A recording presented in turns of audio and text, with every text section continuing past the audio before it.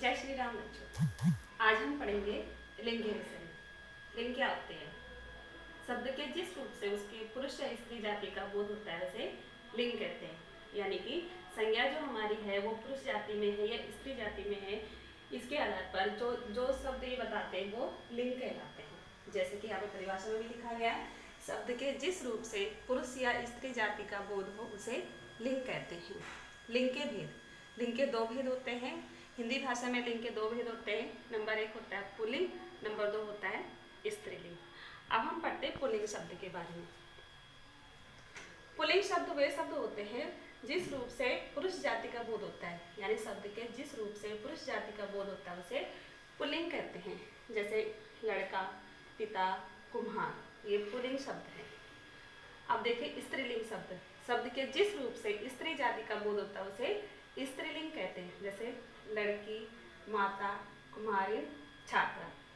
ये थे पुल्लिंग और स्त्रीलिंग की परिभाषा। अब देखिए पुल्लिंग और स्त्रीलिंग के अनुसार ही हमारे जो क्रिया होती है और विशेषण होते हैं उनका भी रूप परिवर्तन हो जाता है।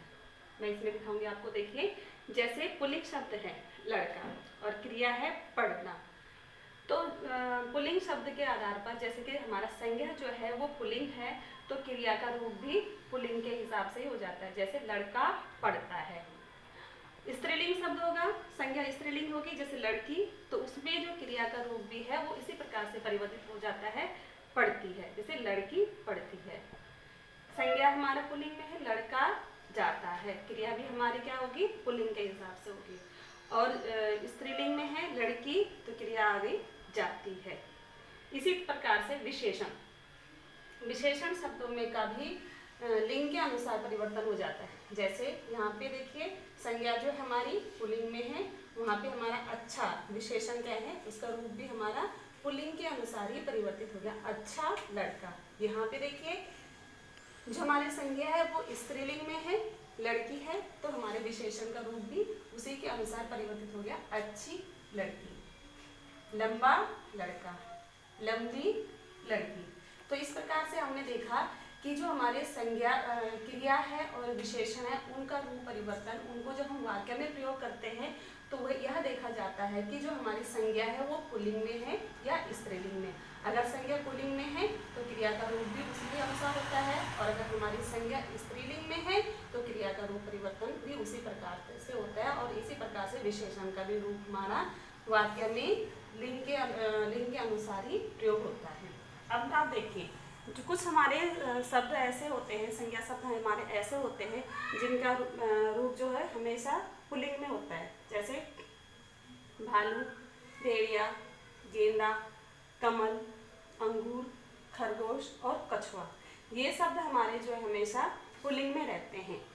उसी प्रकार से कुछ शब्द ऐसे हैं जिनका प्रयोग हमेशा जो है स्त्रीलिंग में होता है। जैसे तितली, गौरैया, कोयल, चमेली, लिल्ली, मछली और छिपकली। तो ये शब्द है इनका प्रयोग हमेशा स्त्रीलिंग में लिखा जाता है इनको, और ये शब्द जो मैंने अभी आपको बताए इनको हमेशा पुल्लिंग में ही लिखा जाता है।